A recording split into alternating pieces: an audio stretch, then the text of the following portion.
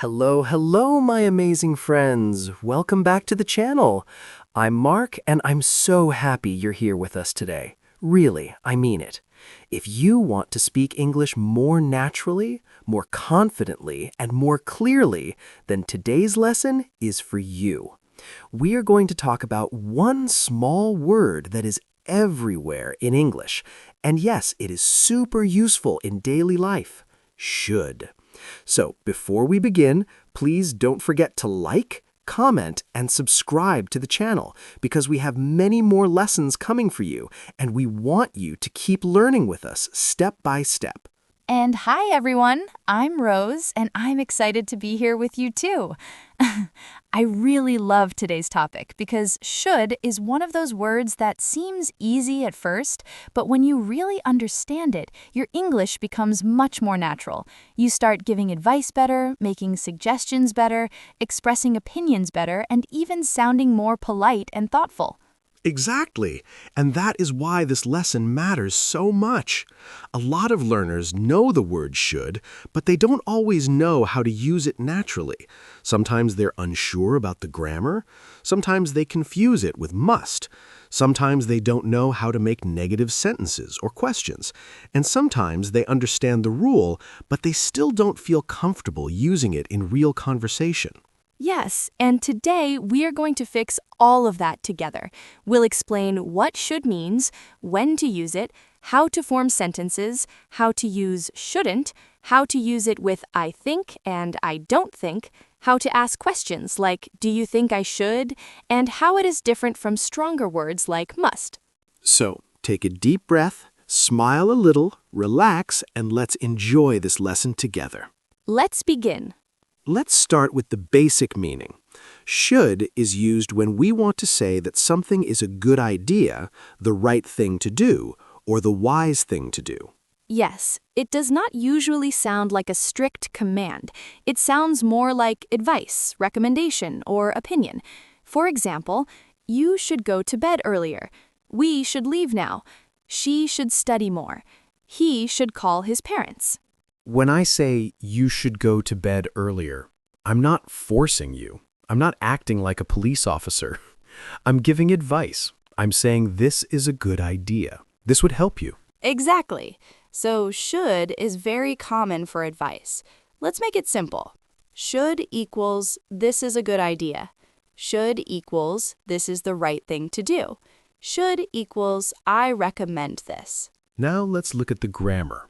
And good news, it's very easy. The structure is subject plus should plus base verb. For example, I should go. You should study. He should stop. They should wait. And just like with some other modal verbs, after should, we use the base form of the verb, not you should to go, she should goes, we should going. No, no, no. Yes, please don't do that to poor English grammar. The correct forms are you should go, she should go, we should go. So remember this clearly. After should, use the simple base verb. No to, no s, no ing. When do we use should?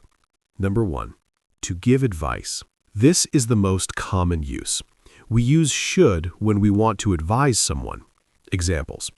You should drink more water. You should get more sleep. He should see a doctor.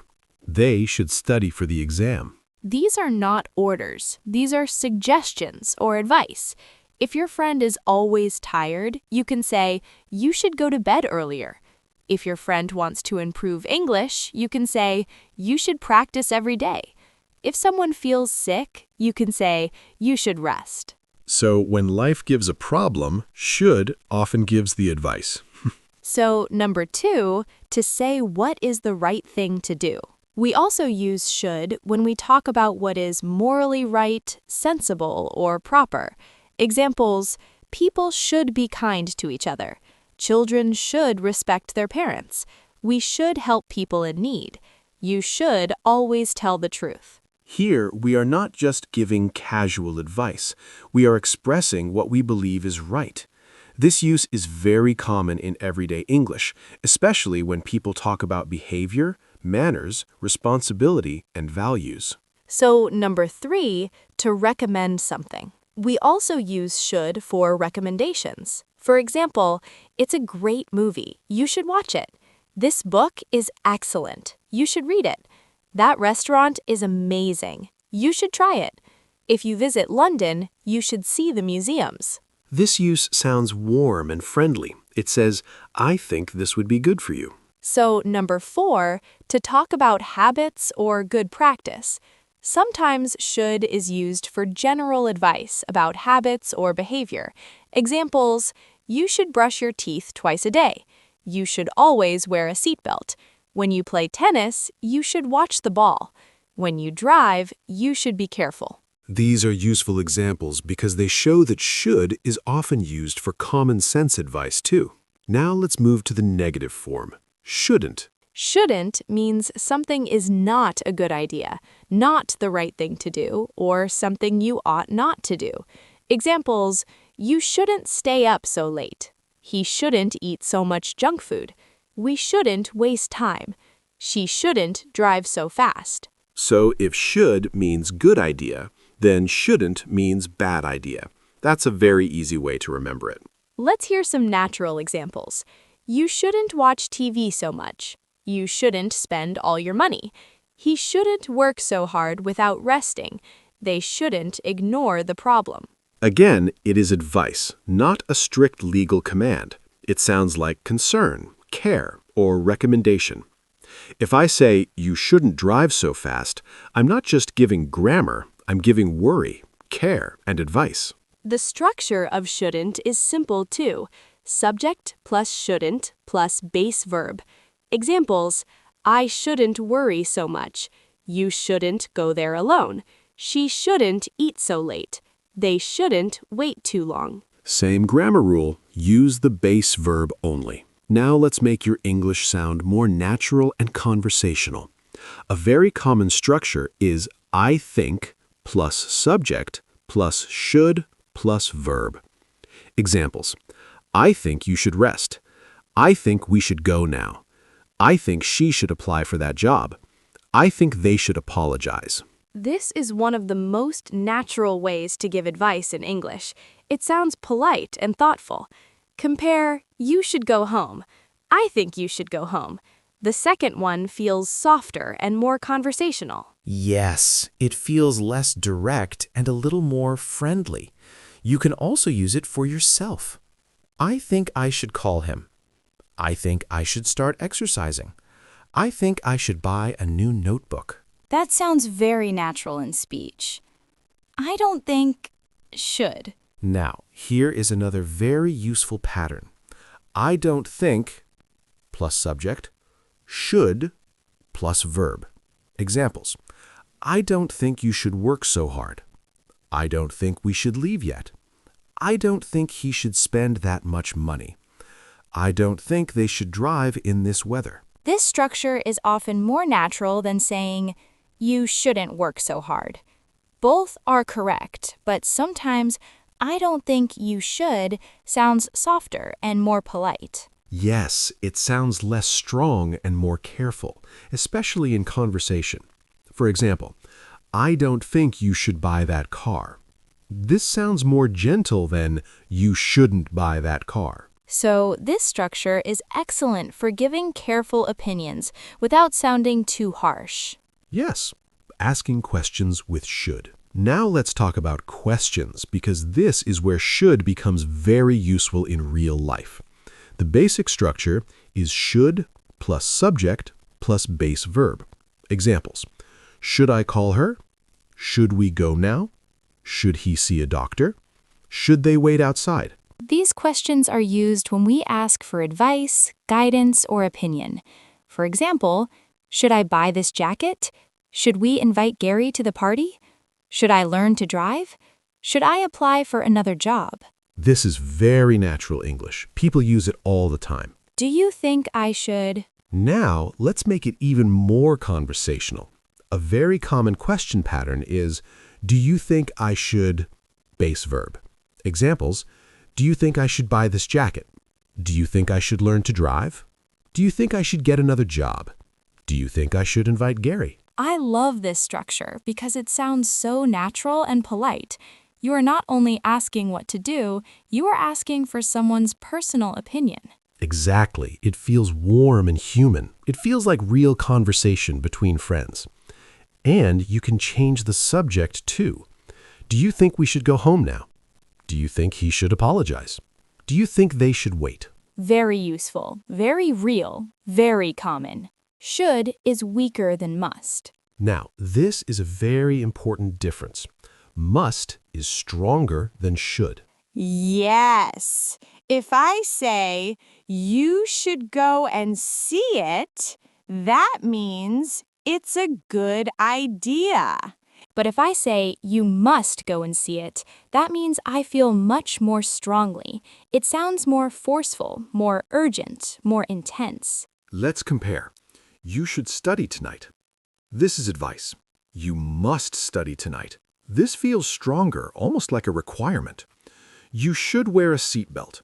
Good advice. You must wear a seatbelt. This sounds like a rule or obligation. So if you want to sound softer, use should. If you want to sound stronger, use must. Another way to say should, ought to. There is another expression that often has a similar meaning to should, ought to. Examples. You ought to go and see it. She ought to buy some new clothes. We ought to leave now. This usually means almost the same as should, but in daily modern conversation, should is more common and easier for many learners. Still, it's good to understand ought to when you hear it. Everyday examples of should. Now, let's make this practical with lots of daily examples. Health. You should drink more water. You shouldn't eat too much sugar. He should rest more. She shouldn't stay up all night. Study. You should revise before the exam. Students should ask questions when they don't understand. You shouldn't copy homework. We should practice English every day. Money.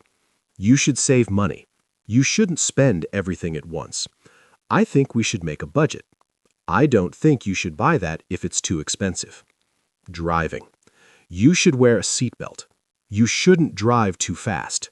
You should pay attention to the road. You shouldn't use your phone while driving. Relationships. You should be honest. You shouldn't be rude. We should listen to each other. He should say sorry. See how useful this word is? You can use it in almost every part of life. Common mistakes with should. Now, let's fix some common mistakes. Mistake 1. Using to after should. Wrong. You should to study. Correct. You should study. Mistake 2. Adding s to the verb. Wrong. She should goes home. Correct. She should go home. Mistake 3. Making it too strong. Sometimes learners use must when they really mean should. If it is advice, recommendation, or opinion, should is often better. Mistake 4. Forgetting the softer forms. Instead of saying everything directly, remember you can say, I think you should, I don't think you should, do you think I should? These patterns make your English sound more natural and more polite. Listen to the feeling. Now let's talk about feeling again, because that matters in spoken English. You should rest. This sounds caring and helpful. You shouldn't worry so much. This sounds gentle and supportive. Do you think I should call her? This sounds unsure, thoughtful, and personal. I don't think we should go yet. This sounds calm and careful. So when you use should, you are often doing more than grammar. You are showing care, judgment, advice, politeness, and opinion. That's why it's such a beautiful word in English. Let's review everything simply. Should means it is a good idea. It is the right thing to do. I recommend it. Shouldn't means it is not a good idea. It is the wrong thing to do. I advise against it. Useful patterns. I think you should. I don't think you should. Should I? Do you think I should? And remember, Should is softer than must. My dear friends, thank you so much for learning with us today. I hope this lesson helped you understand should in a clear, natural, and practical way. This is one of those words that can really improve your everyday English because it helps you give advice, ask for advice, share opinions, and sound more thoughtful. Yes, and please remember, don't just read the rule and stop there. Make your own sentences, say them aloud, practice with real-life situations. For example, I should study more. I shouldn't stay up late. Do you think I should start a new hobby? That's how English becomes real. That's how it starts to live inside you. And if you enjoyed this lesson, please don't forget to like, comment, and subscribe. Your support means a lot to us, and it helps us keep making these lessons for you. And tell us in the comments, what do you think people should do every day to improve their English? Oh, I like that question. Me too. Take care, everyone. Keep learning. Keep smiling. And remember, You should keep practicing, you shouldn't give up. and you should believe in yourself. See you in the next lesson. Bye, everyone.